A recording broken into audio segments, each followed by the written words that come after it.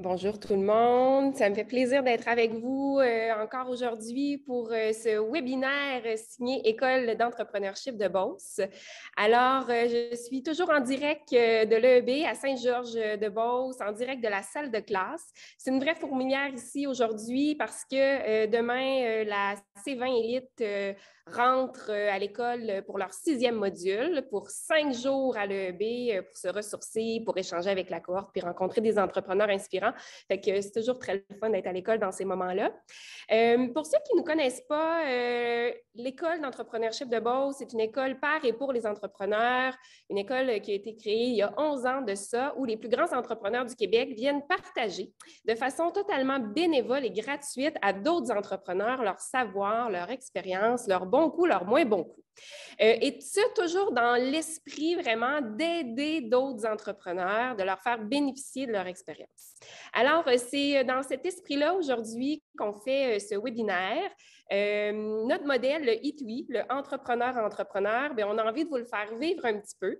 Et aujourd'hui, je suis accompagnée d'un entrepreneur super inspirant, un entrepreneur d'expérience. Alors, c'est un grand plaisir pour moi de vous présenter un entrepreneur athlète de la cohorte 18 du programme élite de l'école, qui va graduer dans 3 semaines d'ailleurs. Vous l'avez peut-être vu déjà à l'émission Dans l'œil du dragon. Vous avez peut-être déjà bu une de ces super bonnes bières sans alcool ou avec alcool.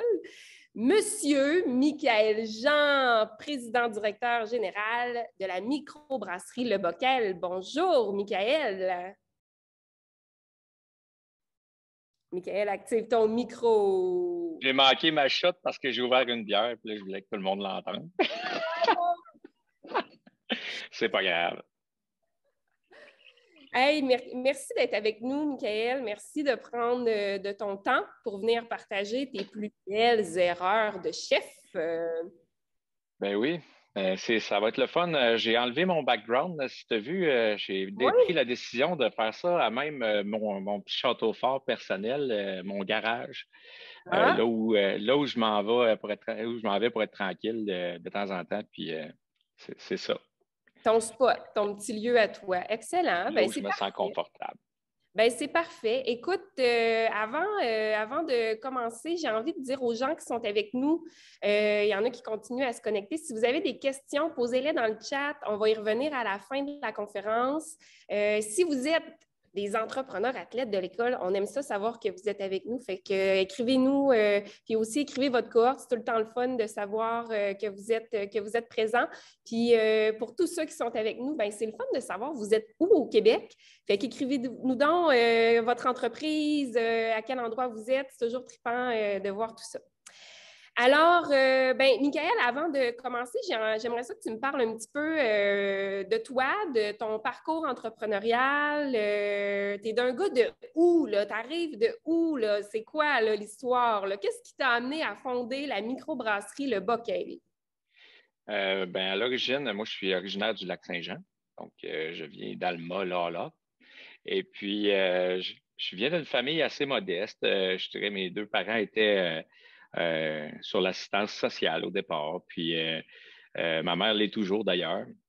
On a vécu une enfance quand même dans l'amour, mais avec des moyens très, très, très, très restreints. Je dirais à partir de la 5e année du primaire, là, on devait nous-mêmes travailler pour ramasser l'argent pour payer nos livres d'école, payer notre linge. Ça l'a beaucoup affecté puis teinté l'entrepreneur que je suis devenu après. À un moment donné, on travaillait, puis là, c'était jamais assez. Mon père trouvait qu'on n'était pas assez travaillant, puis pendant qu'on travaillait, mes amis étaient dans leur piscine, puis j'étais comme en tabarnak. Fait que c'est là que j'ai dit à mon père, m'amener, pauvre papa. La lignée de pauvres chez les gens, elle s'arrête ici. Puis là, je suis parti dans une quête incroyable qui dure encore et encore, où ce que je me suis dit, honnêtement, là, je veux devenir riche. Pour moi, c'était la liberté, c'est de pouvoir être à la piscine avec mes chums, c'est de pouvoir prendre du temps pour moi puis avoir du réel plaisir. Euh, Aujourd'hui, c'est un peu différent dans le thinking, mais c'est ce qui a fondé ma motivation. Puis là, je me suis commencé à me tenir avec des gens qui était plus riche que moi. Au début, c'est facile, tu sais, quand tu pars de l'assistance sociale, c'est quelqu'un qui a une maison, apprendre comment il pense. Puis un coup que j'ai réussi à me rendre là, ben là, hop, j'en trouve un autre qui, là, maintenant, est entrepreneur ou des placements. Là, j'apprends avec cette personne-là. Là, hop, je deviens entrepreneur. Je fonde une première entreprise d'ingénierie. Puis là, comme ça, j'ai créé des genres d'amitiés jetables, je dirais, où même ces gens-là qui m'ont appris dans le passé, je les ai pas tant rappelés. Puis j'ai toujours poussé vers l'objectif de créer quelque chose de plus grand, de plus performant pour aller vers la quête de la liberté financière au bout de la ligne, qui est simplement une liberté financière et non une liberté au bout de la ligne. Ouais. Donc, Puis l'idée, non, vas-y, excuse-moi. en fait, c'est le fondement qui m'a envoyé vers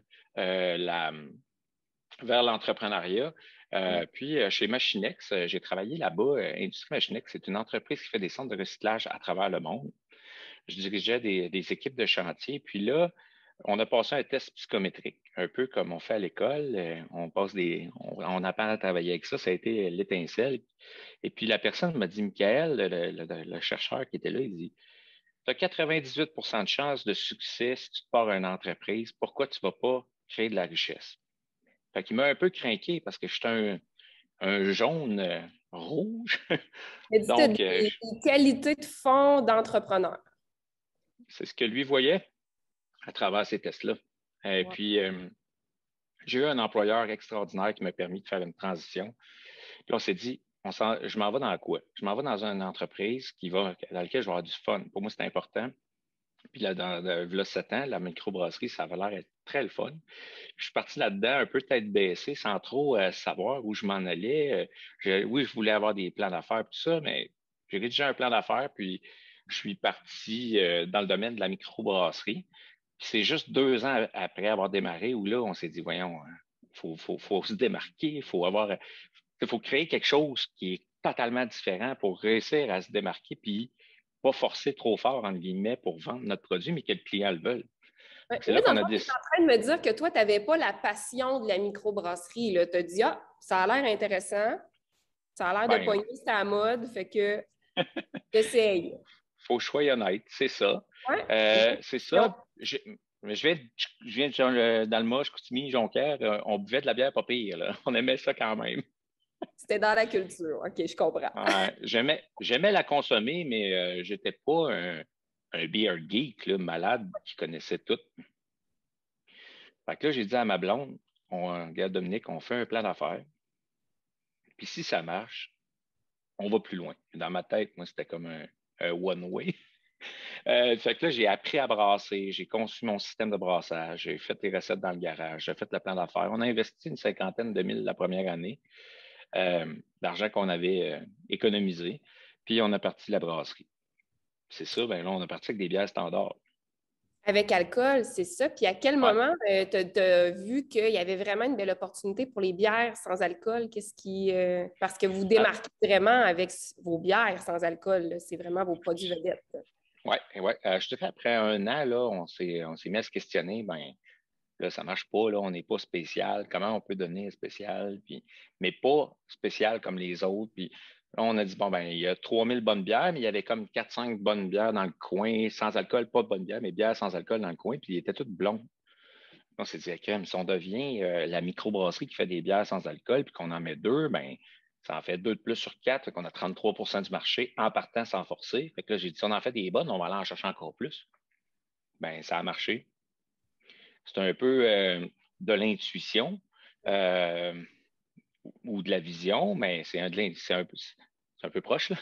Fait que, on est parti là-dedans, et puis là, on a connu des pourcentages de croissance démesurés, là, de 300 par année à 70, à 37, à une moyenne de 35 à 37 par année de croissance dans notre entreprise grâce à la bière sans alcool.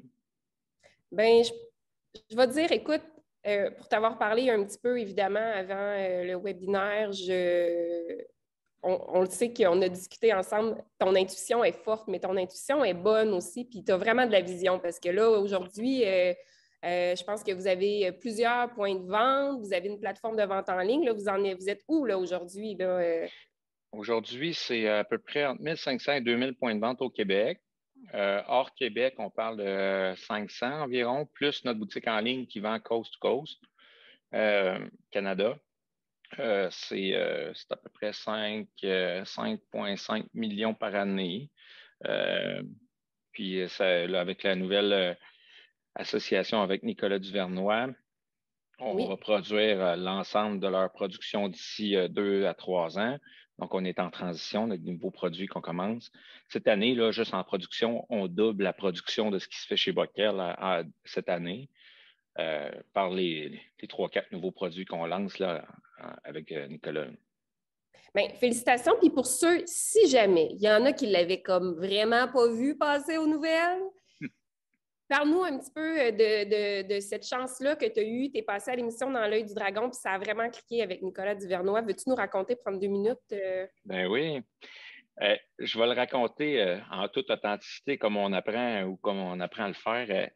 Je ne voulais pas aller à l'œil du dragon. Ça ne me tentait pas d'aller là. Moi, il me fait planter devant tout le monde. Ça ne me tentait pas tout. Fait que là, mon actionnaire, Mathieu, m'inscrit sans me le dire. Et à un moment donné, on arrive, on est à l'étape 4 de 5. Il dit, ben, Michael, il faut que je te dise quelque chose. Je ne t'ai pas écouté, puis on s'est inscrit. Mais là, on est rendu au pitch sur Internet là, pour dire que si on est pris ou pas pris. J'ai parti à rire comme un frère qui fait un mauvais coup à son autre frère. Il dit, OK, pas de problème. Fait que, à partir de là, laisse-moi aller. Il faut savoir que Mathieu, c'était plus le banquier, et moi, ben, plus le vendeur, si on peut dire. Fait que j'ai pris la balle au bon, puis on est parti là-bas. Puis honnêtement, dans les Dragons, au départ, le premier avec qui je ne voulais pas faire affaire, c'était Nicolas. J'ai dit, ah non, je ne veux rien savoir. Moi, Nicolas, là, je le trouve fraîchier. Il n'a pas l'air d'avoir d'argent. Puis, ça ne me tentait pas. Par contre, euh, à travers, ben, quand est arrivé, je parlerai après ça de mes constats par la suite, Ouais. quand est arrivée l'opportunité qu'on va faire comme 1 million pour 20 euh, pour 20 ou pour 10 je ne me souviens plus. Euh, ben là, j'ai vu tout de suite l'opportunité de production de ces produits. J'ai vu la convergence. Je n'ai pas vu l'homme, mais vu la business en arrière qu'on pouvait créer. Puis ça m'a vraiment intéressé. Il a fallu penser vite. Et puis, je me suis dit, OK, gars, on accepte le deal à la télé. Ça fait first un méchant bon show. Puis après ça, c'est ce qui fait la plus grosse histoire, la plus gros deal des Dragons. Après ça, j'ai dit, ben, je vais faire mon due deal, puis j'irai voir plus loin. Est-ce que Nicolas, c'est cette personne-là ou pas? Ce qu'on parlera au fur et à mesure Oui, c'est ça. de la Mais conférence finalement, ça a d'aujourd'hui. cliqué, puis Hein? ça fonctionne. Vraiment, Fait que vraiment. félicitations. Puis, ben, écoute, tu es maintenant entrepreneur. Ben, en fait, là, tu gradues, tu vas être diplômé de l'EB dans 3 semaines. Ouais, Fait que ça achève. Fait qu'un oui. parcours de pas mal 3 ans, à cause des reports de la pandémie. Hein? Fait que ça a fait durer le plaisir. J'avais Euh, un enfant à start-up, puis là, je n'ai un de 2 ans de plus. c'est ça, il s'est passé des choses. Ah, Écoute, ben ouais.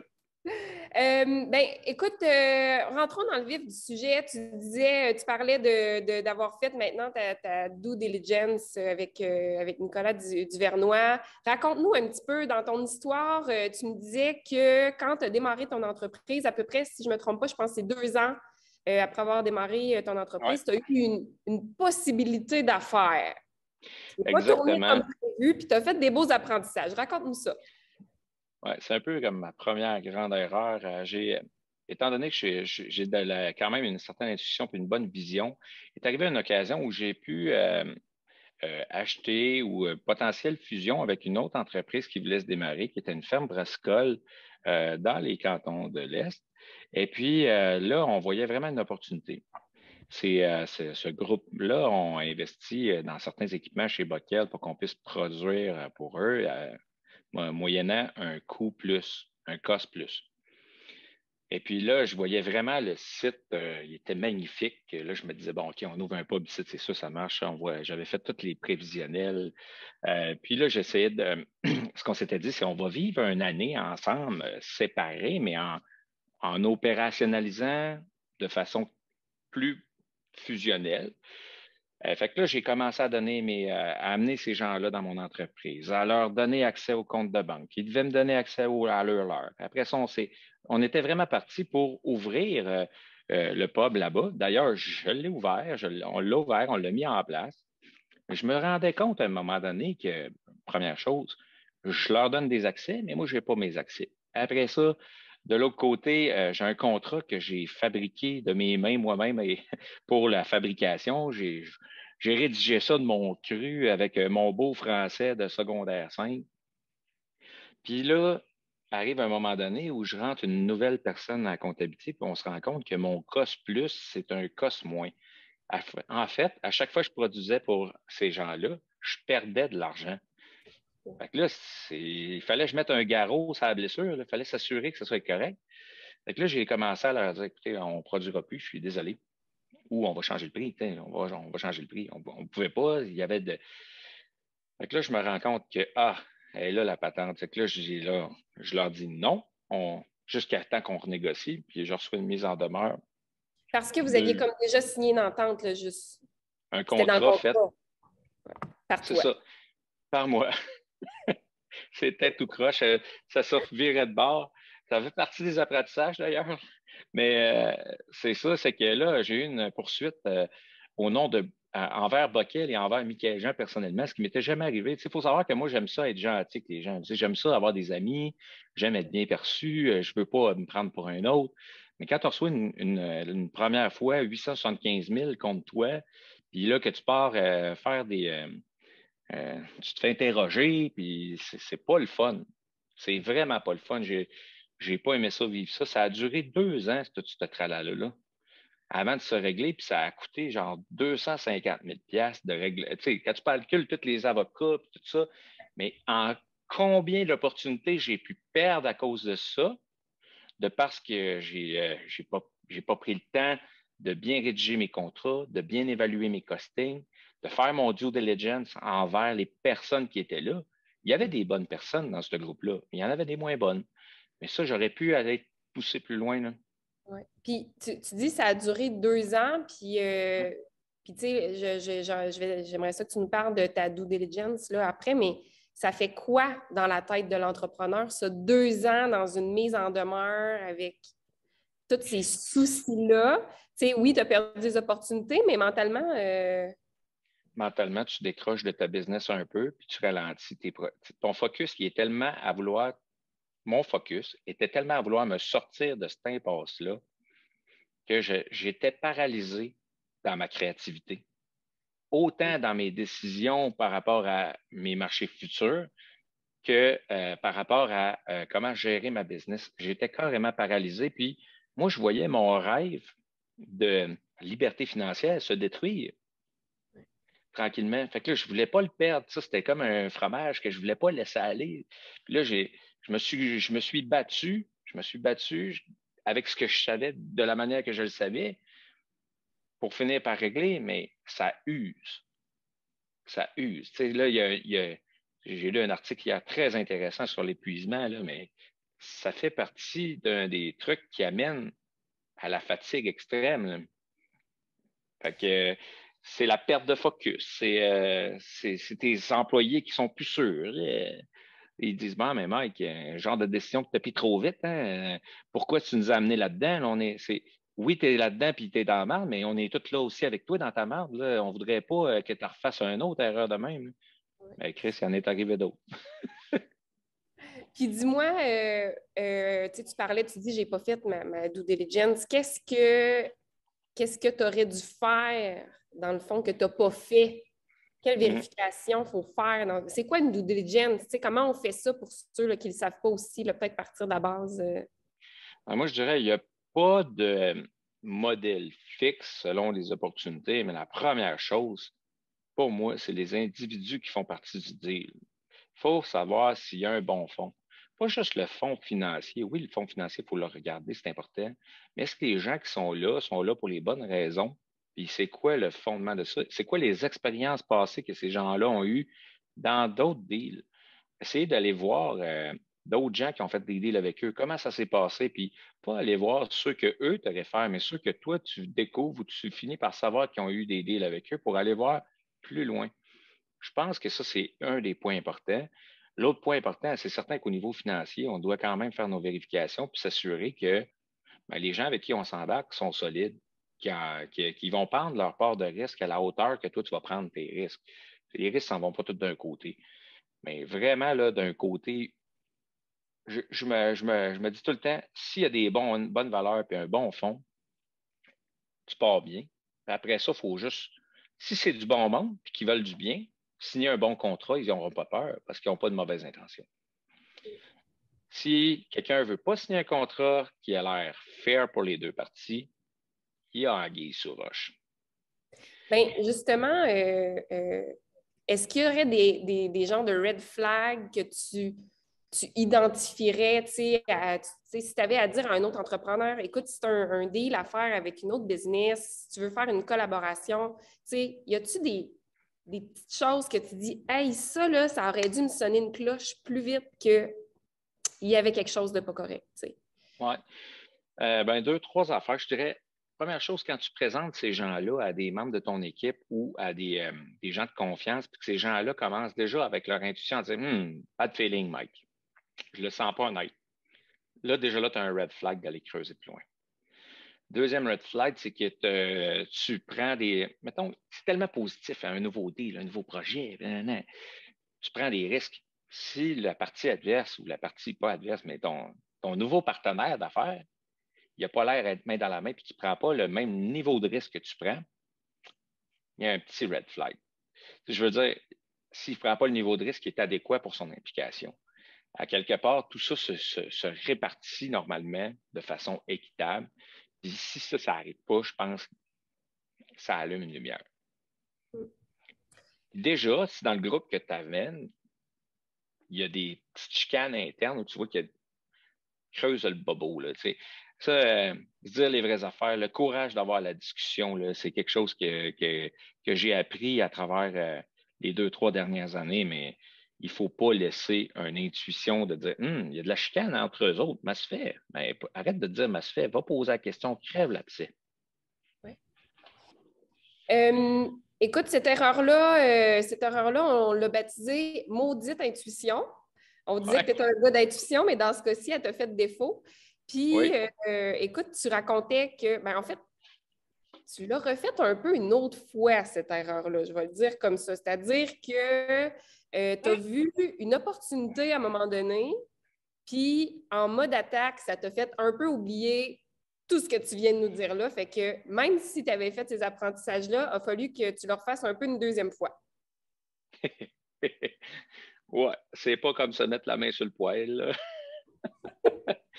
Ah, ben ouais. Ben oui.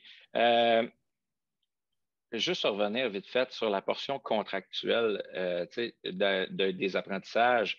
Ouais. Dans la première, il aurait vraiment fallu que je fasse rédiger un contrat par un avocat. Ça l'aurait été aidant sur toute la ligne. Un contrat bien fait, l'avocat va te challenger. Tu sais, toi, tu le vois avec ton œil de gestionnaire de projet, tu veux amener de quoi à terme, lui, il va dire hey, il va t'enlever des red flags. Puis des fois, ben, il te fait chier parce que tu as l'impression qu'il va t'arrêter dans ton projet, mais ces red flags-là, il faut de plus en plus les écouter parce que ça va paraître dans ma deuxième erreur. C'est vrai que c'est une information importante pour la deuxième. Ouais. Deuxième erreur, je m'en vais, 95 de tout ce que je vends est chez un distributeur. Donc, j'ai une opportunité de distribuer avec quelqu'un d'autre, une entreprise qui a de l'intérêt en l'acquisition de l'entreprise, qui veulent nous distribuer. Puis qu'on entend, ben, écoutez, c'est une étape 1 de 2, on est intéressé, mais on va vous distribuer. J'ai parfait. Là, j'ai appris qu'il faut que je fasse un asti de beau contrat par un avocat. Fait qu'on pogne un mois de rédaction de contrat. L'avocat repasse ça. Puis l'entente était quand même pas pire fair, sauf une clause que mon avocat dit, Michael, moi, je ne signerais pas ça. Il dit, là, il y a une clause ici, là, puis ça dit, en gros, tu n'as pas le droit de canceller un contrat. Je refuse un droit civil de canceller un contrat. Là, j'ai dit, écoute, c'est l'étape 1 de 2. Moi, je vois une option de vente de Bockel qui était plus qu'intéressante. Puis, je voyais ma liberté financière là, comme proche. Là, je trouvais ça intéressant. Puis, tu sais, il faut savoir que notre domaine, c'est un domaine de compétition extrême qui amène une certaine nervosité et angoisse relative au marché. Fait que, là, je dis à mon avocat, je comprends, là, mais je vais prendre une décision d'entrepreneur, puis je prends le risque. Tu ne l'as pas écouté. Tabarnak! Et ça a coûté cher. Ça a coûté cher pour pas rien qu'en argent. Là, je fais 2 fois la même crise d'erreur. Les employés sont nés dans la COVID en même temps. Là, notre distributeur, il nous distribue, mais il décide de nous compétitionner en même temps, de faire des produits similaires, puis de réduire le taux d'efficacité de la distribution alors qu'on aurait pu avoir On avait un bazooka entre les mains, mais on mettait de la farine dedans. C'était pas bon. Fait que, fait que là, écoute, je vois ça se pointer, mais une chose que j'avais appris de la première, c'est de dire, faites pas durer un problème 2 ans, c'est trop usant. Premièrement, sur l'esprit de l'équipe, il faut vite revirer ça de bord, avaler ma pilule, j'ai fait une erreur, on avale ça, puis on sort ça de bord. Fait que là, je fais un comité consultatif avec, premièrement, j'ai eu de l'aide d'un de mes amis entrepreneurs de la cohorte, ma coach qui a un peu levé une lumière rouge en disant, Hey, Matt, veux-tu donner un coup de main à Mike? Je pense qu'il en a besoin. Puis ça avait été vraiment bon. Matt m'a aidé à devenir un peu moins gentil. Parce que, tu sais, j'ai une tendance à vouloir être fin, mais des fois, quand on veut se battre pour se sortir en mode attaque, il faut devenir un peu plus coquille. J'aime pas ça. Euh, J'aime pas ça me chicaner. Fait que là, j'ai fait le comité consultatif en posant la question, on veut sortir de cet emplacement-là. Comment pouvons-nous nous y rendre de façon la plus efficace possible? Rapidement. Donc, on est arrivé avec un plan de match. On a embauché une des firmes importantes qui est BCF pour avoir l'air pas avoir l'air, pour être plus solide. Et puis, ça a fonctionné parce que ça a été 2 mois très intenses de négociation, mais on est sorti. Ça a coûté cher. Puis, on est reparti avec notre ancien distributeur qui était un distributeur vraiment familial, qui vient de la Beauce d'ailleurs, qui est DRB. Je salue Alex. Salut. Alex, merci de m'avoir repris. Fait qu'Alex, il dit, écoute, Michael, de la façon que tu as quitté, parce que quand j'ai quitté DRB, j'ai dit à DRB, je vais vous donner un chèque parce que dans le contrat, je n'étais pas obligé. Je pouvais partir, merci, bonsoir. Puis là, Alex me dit, Michael, qu'est-ce que tu fais là, pour partir? J'ai dit, écoute, Alex, j'ai dit, on ne sait jamais, là, j'ai dit, le monde est petit, je vais checker ça. Mais avec mes actionnaires ne voulaient pas que je donne d'argent, ils voulaient que je respecte le contrat bail de bout. Tu sais, j'ai dit, écoutez, je ne suis pas à l'aise avec ça. J'ai donné 60 000 pour partir. Puis, quand je l'ai rappelé, il m'a dit, Michael, il dit, de la façon que tu as quitté le contrat puis tu as fait de la business en gentleman, je ne peux pas te dire non pour que tu reviennes. Fait que ça nous a servi par la suite à se ressortir de tout ça. On est reparti avec DRB et puis ça a super bien été. Là. On est encore avec eux pour plusieurs années.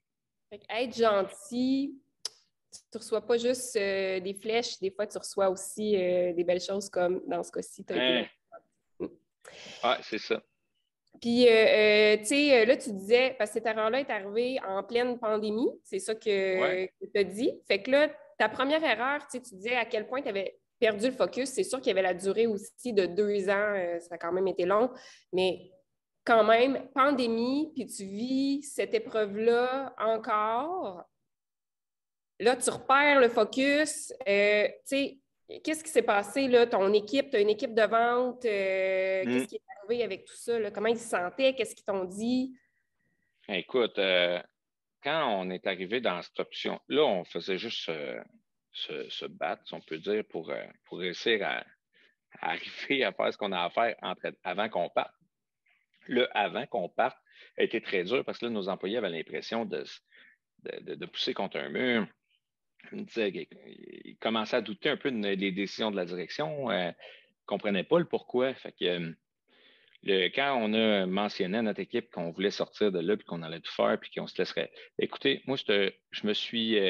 J'ai fait un meeting d'équipe, je me suis mis à broyer devant tout le monde. J'ai dit, on se laissera pas piler ses pieds. Je vous jure qu'on sort de là. Un peu comme quand j'avais dit à mon père, la lignée de pauvre, elle s'arrête ça. J'étais autant déterminé à dire, Chris, ils ne me mettront pas à terre. Fait que ça a quand même eu un impact positif, mais tout le monde est devenu fatigué, brûlé. On s'était sorti de l'autre d'avant. Après ça, il y a eu ce deal-là. Juste transférer le distributeur, ça demande beaucoup d'efforts. Après ça, en revenir vers l'autre, ça demande beaucoup d'efforts. Lancer des nouveaux produits, tout ça en même temps dans une pandémie où on a à gérer des incertitudes incroyables. On est usé là, par tout ça. L'équipe est fatiguée. Là. Puis on est encore fatigué. Là. Ouais. On a hâte à Noël. Ouais. Là, on est toujours en pandémie. Ouais. Puis,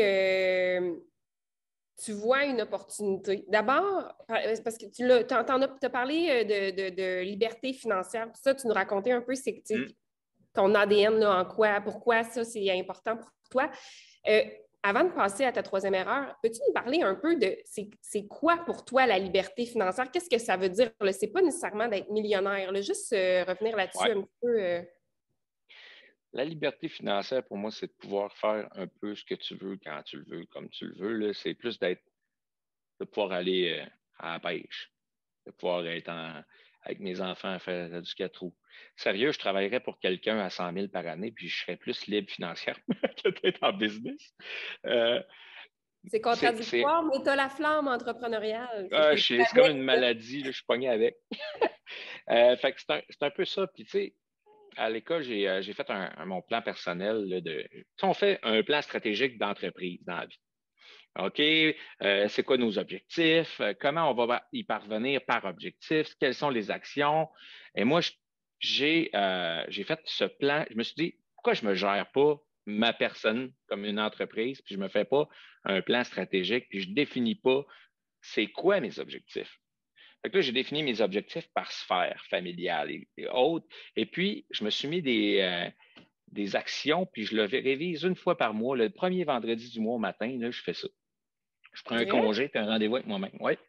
Puis j'ai appelé ce plan-là Créer des souvenirs. Comme tu es fidèle, L'objectif, là, c'est bouquet à ton agenda. that's it.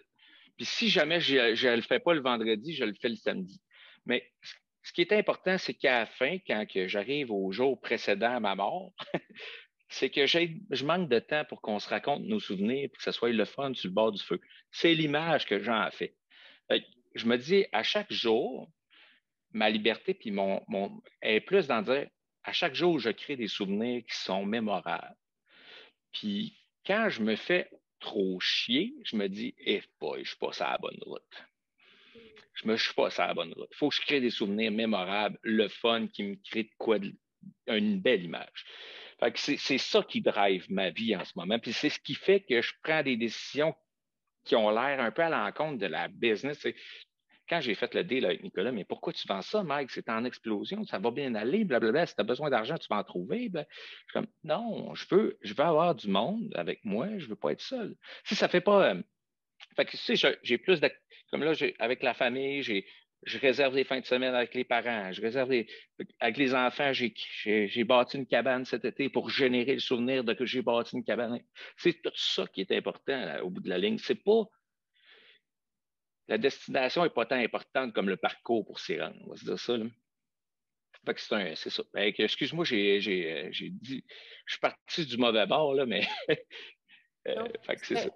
Ben, c'est pour ça que je voulais que tu en parles un petit peu parce que je savais que c'est pas une question d'argent, mais c'est d'être capable de prendre ces moments-là sans stress, d'être présent avec ta famille, de travailler avec des gens qui te créent du bonheur. On l'entend absolument, puis c'est vraiment touchant. Merci C'est pour ton facile à partage. dire, mais des fois, on tombe vite dans des pièges. Il faut se ramener.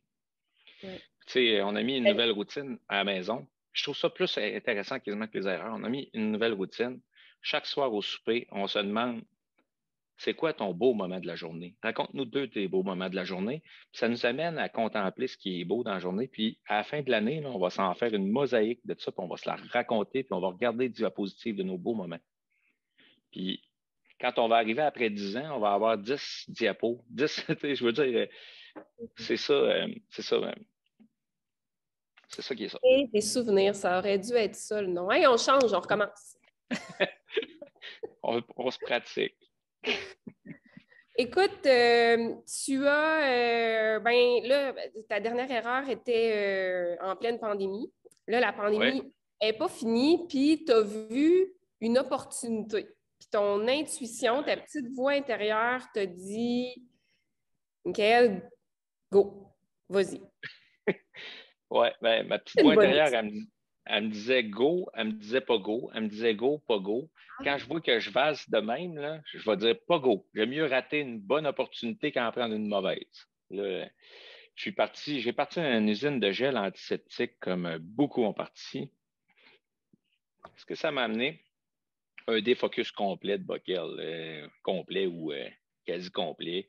J'ai carrément parti une autre usine à côté. C'était 11 000 pieds carrés, des équipements. Les équipements n'arrivent pas. Quand ils arrivent, ils ne fonctionnent pas.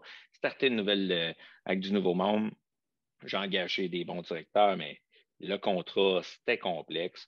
J'ai pogné un contrat de 4,2 millions avec Sanimark, mais finalement, le marché du gel, on l'a tout vu, il a planté. Fait que, au bout de la ligne, il n'y avait plus de gel à fabriquer. C'était une super bonne entreprise, là, Sanimark. C'est moi qui ai eu le gold fever de dire je pars de quoi parce que là, il y a des gros contrats qui se pointent. Puis j'avais signé quand même un contrat intéressant. Fait que, ça a planté. J'ai fait ça avec deux amis de ma cohorte. Ça a été difficile parce que quand ça a planté et qu'il a fallu faire faillite, il y avait la négociation entre nous, les actionnaires. Puis là, j'avais toujours la négociation business qui est froide versus le Michael qui va être gentil. Puis ça m'a mis énormément en conflit. C'est là que je suis tombé sérieusement dépressif puis que j'étais très content d'avoir une conjointe proche, des bons amis, parce que je pense pas que j'aurais passé au travers ça. Ce qui me, ce qui m'a tiré le plus de jus dans toute cette histoire-là, oui, j'ai pas resté laser, mais c'est vraiment l'aspect combativité entre deux valeurs, l'amitié, puis ce qui est fair business, là. Ça, là, ça m'a drainé bien raide. Puis là-dessus, ben, j'ai euh, j'ai perdu le focus, hein, c'est-à-dire j'ai pensé autant à un qu'à l'autre, mais dans le fond, au lieu d'être 50-50, ça n'existe pas être 50-50 d'une entreprise puis dans l'autre. T'es 20-20. L'autre, t'es pas là. Le 60, tu ne peux pas être 50-50, t'es 20-20. Tu ne peux pas te multiplier. C'est impossible. Surtout des grosses affaires comme ça. Puis le Bockel, ben, c'est une entreprise qui est en forte croissance, comme on disait. Elle a besoin de son capitaine, là. Si le capitaine part 20 du temps, ben, le bateau il va pencher sur un bord puis on ne s'en rendra pas compte parce qu'il va être parti. C'est ça. Puis, ben, tu sais, à cause, on a parlé beaucoup de ton intuition, puis avec du recul, tu sais, maintenant que tu nous as parlé de ces trois erreurs-là qui sont toutes en lien avec ton intuition, c'est quoi la place d'un... Tu sais, tu parles à un autre entrepreneur, là, c'est quoi la place de l'intuition? Tu sais, on entend souvent à quel point c'est important de suivre son intuition, de... Mais toi, tu as joué quelques mauvais tours, mais tu veux aussi l'écouter. Comment tu fais Mhm. pour te gager, là, tu sais? Ben, je m'entoure de gens qui ont des bleus, qui sont bleus. Tu sais, OK, des analytiques. pour ceux qui nous écoutent, là, on a dit ça quelques fois. Là, toi, tu disais que tu es un jaune-rouge. Ça veut Ouais, je dire suis un un gars esprit. créatif, Ouais, très je dirais, créatif dans l'action. exact. Je m'entoure de gens qui sont analytiques et posés. On va dire ça comme ça. Ma conjointe, c'est une femme comme ça. Mes directeurs immédiats, il y en a quelques-uns comme ça. Ma directrice financière, entre autres. Et puis, quand ces gens-là vont me dire Hey Mike, tel red flag, encore aujourd'hui, il faut que je me force un peu parce que j'ai l'impression qu'ils me ralentissent, mais en réalité, là, c'est ouais, c'est pas la première fois que tu me dis ce genre de truc-là, je vais aller voir plus loin. Je vais aller valider un petit peu plus. Je vais creuser une petite affaire. Le petit 5-10 minutes de plus. Là. Fait que c'est comme ça que je valide certaines intuitions. Puis aujourd'hui aussi, ce que je me dis, c'est oui, j'ai une opportunité, mais est-ce qu'elle va augmenter mon niveau de souvenir généré positif? Parce qu'il y Je a pense des que vous avez une opportunités note là, à prendre, là, ceux qui nous écoutent, là, le niveau de souvenirs positifs, positifs. ouais, générés. Je pense que c'est ça qu'il faut noter. Si cette opportunité-là ne génère pas des souvenirs positifs potentiels à court terme, m'en laisser aller. Tant qu'à ça, m'aller travailler à 100 000 par année pour quelqu'un, m'a fait du skidoo, puis m'avoir du temps bien plus. Alors, je me casserais pas la tête à gérer des RH, à gérer du cash flow, puis à gérer des acquisitions. Non, c'est ça. Par contre, Et- c'est trippant de bâtir. Parce que dans la difficulté, ce que je dis souvent à ma team, c'est, je brasse, là, c'est que quand on a des embûches, on est en train de bâtir la fierté encore plus fort. C'est sûr que si c'est trop facile, on va devenir un peu fendant. Mais quand c'est difficile, on bâtit une fierté, puis il faut bâtir une fierté dans l'humilité un peu. Fait que, c'est ça. Ben, tu peux être fier. Ton histoire est hyper inspirante. Écoute, juste vite de même, là, je vois des commentaires. Je pense que toi, c'est sur ton téléphone. Fait permets-moi de te les nommer, Michael. Là, C'est mais gentil. il y a Eric Adams qui dit très inspirant. Tu as sûrement lu le Big Five. Je suis en démarrage d'une firme d'ingénierie, puis tu me confirmes que je suis alignée avec ma raison d'être. Au plaisir de te rencontrer un jour. Daniel Dansereau qui dit propos très intéressants, très honnêtes, très sincères, Mike. Merci puis pour ta transparence. Fait que des super conseils, j'en prends note de Pascal. Écoute, juste des super mots pour toi. Fait que merci vraiment beaucoup, Mickaël, de ton partage super transparent. Là, dans le fond, dans 3 semaines, tu vas graduer du programme Élite. Oui. Euh, Parle-nous donc un petit peu de ton expérience B, comment tu l'as vécu. OK. C'est qui, grosse question, puis en plus, c'est pas arrangé avec le gars des vues, je ne t'avais pas averti. C'est qui l'entraîneur qui t'a le plus inspiré durant ton programme? Hmm. Question en rafale EEB. Je dirais que Claude Lafleur a été un élément important dans ma vie. Pourquoi? Ouais. Axé sur l'humain. Il y a eu il y a eu Christian Elie aussi. Mais Claude Lafleur, quand ça allait pas bien, j'ai eu le réflexe de l'appeler, je sais pas trop pourquoi. Puis il a toujours été super gentil. Il m'a aidé à voir clair dans des moments où, tu sais, quand tu es un peu paniqué par ce qui se passe, là, tu vois plus clair, tu sais pas si ta décision est la bonne. Tu te remets en doute dans tout. Claude, il m'a vraiment aidé. C'est un chic type. Euh, Juste des discussions informelles. Christian Elie, son calme, moi, j'étais un paquet de nerfs. L'air calme de temps en temps, là, là, j'ai fait du, j'ai fait de la respiration relax avant de vous parler pour me calmer, là, mais je veux dire, Elie, ce qui me. Quand je suis sorti de là, il était calme, il retournait dans sa business souvent, plancher, il ressortait, il revenait plancher. C'est après l'avoir vu que j'ai fait mon plan personnel. Je ne sais pas pourquoi ça a décliqué là, mais le fait que j'ai fait mon plan stratégique pour moi, ça m'a ça m'a ouvert les yeux. C'est pas parce que tu fais ton plan stratégique que tu es capable de l'aboutir tous tes points d'une shot. C'est pareil comme en business. Tu fais ta stratégie, mais là, des fois, tu as des ralentissements ici, tu as un ralentissement là, mais au bout de la ligne, tu gardes le focus sur ton objectif stratégique. Je ne sais pas pourquoi, avec Christian, ça m'a amené là, mais le résultat final fait que ça a été un des entrepreneurs qui a eu beaucoup d'impact. Il est beaucoup différent de ce que je suis. Un gars calme, posé, ça m'a interpellé. Christian Elie, Pélican international, pour ceux qui Hmm. se posent la question, qui est entraîneur à l'école. Oui, et puis par rapport à ça, est-ce que tu dirais que c'est pas mal un des plus grands apprentissages que tu as fait à l'école? Si tu avais à nommer ton top 2 là, des apprentissages que tu as fait dans ton parcours. Euh, Top 2, gestion de mon ego, puis de la conscience que ça en est. Je pense que ça, c'est très important. Gestion de Comment ton j'ai. ego. Tu n'as pas l'air Ouais, d'un gars qui a ouais, on prend en jaser plus gros qu'une heure. ego. En tout cas, écoute, ce que tu nous transmets, c'est tellement de l'humilité, tellement empreinte d'humilité que. Mais dis-moi, pourquoi. Pourquoi? Mais j'ai l'impression que J'ai l'impression que ça me piégeait souvent. Tu sais, j'étais beaucoup dans le paraître, dans le vouloir. OK. Oh, Donc, ça avait gelé un oui. peu. Fait que j'étais souvent dans le paraître, dans le vouloir être, puis dans l'importance de d'avoir des beaux souliers. Mais tu sais, moi, je suis pas un gars de même dans la vie. Vous le voyez, je suis dans mon garage. Je voulais vraiment vous montrer quel genre de personne que je suis. Mais la gestion de mon ego, ça a été important, mais en même temps, la conscience que tous ceux qui m'entourent en ont un, Ouais. ça m'a amené à être conscient de tous ceux qui m'entourent et comment les gérer. Je- on dirait que depuis que je suis à l'école, j'écoute avec les yeux. C'est bizarre. Tu sais, tu vas pouvoir. L'écoute, ce n'est pas que l'audition, c'est la gestuelle, c'est qu'est-ce que les gens euh, dégagent. Ça va être de prendre le temps d'écouter et pas trop parler.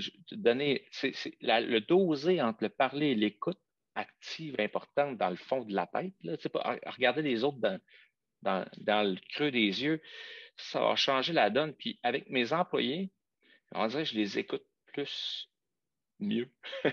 Ça ne veut pas dire que je vais répondre à leurs demandes au quart de tour. C'est souvent ce que je leur dis parce qu'à un moment donné, ils sont habitués d'être écoutés et que ça réponde parce que moi, j'aime ça quand ça va vite. Mais c'est Tu ça. les entends, tu les comprends, puis tu es conscient de plus de leur posture. Je ne sais pas si ce Hey, serait une façon de le dire. ouais, c'est ça. Mais ça me négociant parce que des fois, tu arrives chez vous, tu dis OK, j'observe ça. Là, tu spins encore. J'observe. Ça veut dire que ça, puis ça, puis ça. Là, tu, tu spins toute ta discussion de tes journées, puis tu as refait la journée la nuit. Mais c'est devenu une passion en même temps. Là. J'aime bien, bien ça. Puis j'amène les gens, mes leaders internes à triper là-dedans. Là. Tu sais, c'est important. Oui. S'il y en a qui ont des questions, écrivez-les dans le chat. Il nous reste encore quelques minutes. Avant de finir, Michael, j'aimerais ça. Tu as dit que ton entreprise, c'était le véhicule qui te permettait d'aller où tu veux aller. Maintenant, Mhm. tu t'en vas où? Dis-moi. Puis, pas nécessairement par rapport à la microbrasserie Le Bockel, oui, mais toi, comme entrepreneur, tu t'en vas où? C'est quoi ton next step? Euh, Next step, ben là, c'est certain que je veux bâtir un projet et avoir une usine qui est plus automatisée parce que ça va être moins demandant sur l'ensemble du monde. Mais après avoir créé ça, je me donne tu sais, je veux le faire d'ici 4 ans. 4 ans, là, l'usine fonctionnelle puis qui roule. Mais après ça, je me donne l'opportunité de choisir ma destinée, puis je ne la connais pas encore. Je te dirais, si j'ai des bons dirigeants, je prendrais peut-être plus de vacances, pas mal, et où je me donnerais le choix de dire j'arrête ou je continue. Je ne voudrais pas que mes employés pensent que je vais arrêter parce que je suis un méga passionné. Euh, mais là, je suis tellement fatigué, on dirait que j'ai comme le goût de prendre des longues vacances, puis comme la dame de Moisson Québec disait, là, dormir pendant un an. Mais j'ai Mais t'as eu une grosse dernière année, là. Tu as ça derrière la cravate, là. Fait que, ouais, j'ai pas tant de plan défini. Tout ce que je veux, c'est que je me sens en place, je me rends là, puis rendu là, je verrai. Je sais pas tu quoi vas dire. voir.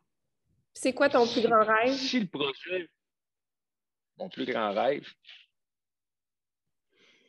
hmm, à part pour le business, là, ben, c'est de mourir heureux. Tu sais, je veux dire, à la fin, c'est de ne pas avoir de regrets, puis de dire que j'ai eu le plus de beaux moments possible. Ça a un gros impact, ça, parce que à chaque personne que tu rencontres, tu veux que ce moment-là devienne un beau souvenir. Ben, Et ça a moi, là, de je vais l'impact. garder un magnifique souvenir de ma rencontre avec toi, puis j'espère que ceux qui nous écoutent aussi. C'était en plein dans le cœur. Il y a quelqu'un qui dit: J'ai juste le goût de prendre une bière avec toi, Michael. Mais Ah, j'ai vu ça. c'est vrai, Si on les, te sent proche, puis on te sent très humain, puis très, très humble. Fait que merci vraiment pour ton partage authentique. C'est un moment si extraordinaire qu'on les a gens, en si compagnie. les gens voient des apprentissages qui peuvent me brasser à la cage à travers ce que je viens de dire, puis que j'ai pas vu, puis que je fais comme, ouais, là, je l'ai dans la face, je serais bien content. Tu sais, si vous voyez d'autres déductions ou d'autres conclusions à ce que j'ai vécu que moi, je vois pas dans un angle mort, je suis preneur, puis je vais spinner ça, là, à soir. Ouais. Il y a quelqu'un qui dit ah, ben oui, OK. Est-ce que tu es triste, Michael? J'ai des petites questions là, qui sont arrivées. Est-ce que tu es triste de finir ton parcours à l'EB? Puis là, ça fait, dans le fond, ben, comme vous avez eu une année de pandémie un peu exceptionnelle, le parcours s'est étiré. Fait qu'est-ce qui va rester de ta cohorte après l'EB? Ah, ben, c'est intéressant, ça. Il se crée comme un vide à la fin, puis nous, on est en train de le combler. Puis je pense que le EB travaille sur des projets post-sortie, mais nous, à l'interne, on s'est comme autogéré, on s'est fait il va y avoir d'autres sessions EEB, mais faites par nous-mêmes.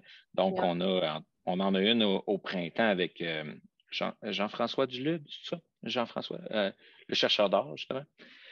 Puis, on s'en est fait nous-mêmes, puis on se rencontre à toutes les semaines, un midi et le jeudi matin aussi. Le midi, c'est pour faire un retour sur, mettons, la session numéro 1. OK, qu'est-ce qu'on en a appris? Puis nous, ce qu'on fait, c'est qu'on fait une boucle perpétuelle. Quand on a fini nos 14, je pense, ben là, hop, on revient à première. Parce qu'on se rend compte que ces sujets-là sont bons dans le temps, et puis on les renouvelle. Puis là, on en reparle. Hey, vous autres, comment vous l'avez assimilé? Qu'est-ce que vous avez fait? C'est Tu veux vraiment, dire vraiment intéressant. après, tu veux dire après ton 13e module ou parce que, tu sais, juste pour ceux qui On a nous déjà écoutent. commencé.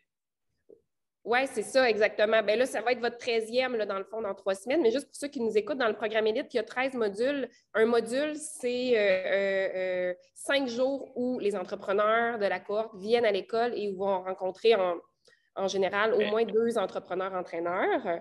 Fait que toi, tu dis, là, on commence à revenir sur ce qu'on avait dit à notre premier module, donc il y a 3 ans. C'est quoi les ouais, apprentissages? Que c'est pas ouais. linéaire dans le temps, dans le fond, c'est comme un... Ben, on a eu le temps d'assimiler quelque chose aussi. Fait que là, c'est comme, on a appris ça, on a vécu notre parcours, puis là, on revient à la première, puis on le regarde avec une maturité différente.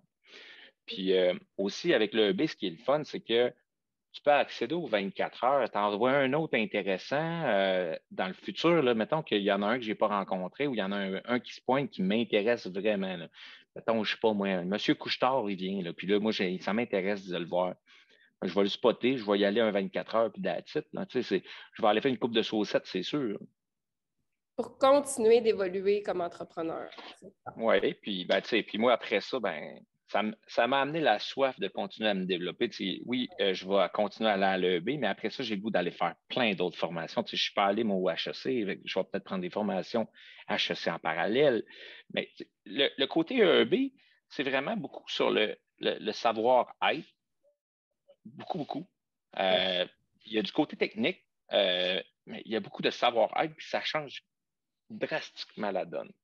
Fait que, les autres côtés techniques que j'ai vus là, intéressants, mais je vais peut-être essayer d'aller les peaufiner, d'aller encore plus loin dans d'autres milieux. Ça t'a permis de voir des angles morts que tu as et de dire, OK, Ouais, qu'est-ce que je peux faire dans le fond pour... pour m'améliorer. Oui, exactement. Super. Écoute, encore Régine Cusson, qui est une graduée de l'école, très authentique. Merci beaucoup pour ton partage en profondeur. Ghislaine, très beau moment ce midi, inspirant, vrai. Je te souhaite tout le bonheur du monde. Fait que Merci tout le monde. merci Michael d'avoir été avec nous. Merci d'avoir pris un petit moment. Pour ceux qui ont été là, merci de votre participation. On va revenir, c'est sûr, au printemps avec d'autres webinaires.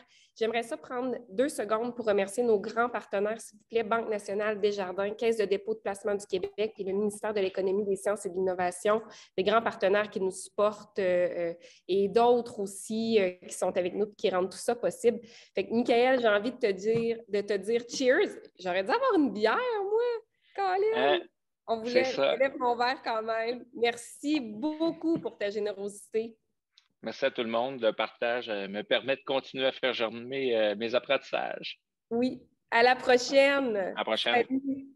Bye.